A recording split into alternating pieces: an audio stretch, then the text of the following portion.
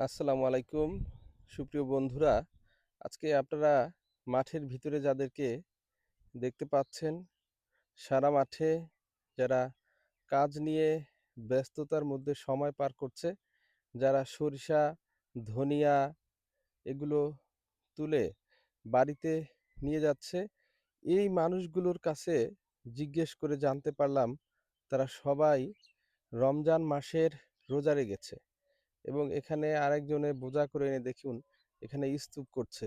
এই যে এই ভাই।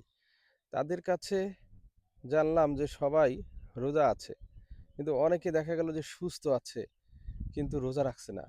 তাদের সকলের প্রতি দৃষ্টি আকর্ষণ করব। আর মাত্র কয়েকটা রোজা বাকি আছে। অনেকে রোজা রেখেছেন। মাসের শেষ সময় রোজা রাখতে ভালো লাগছে না।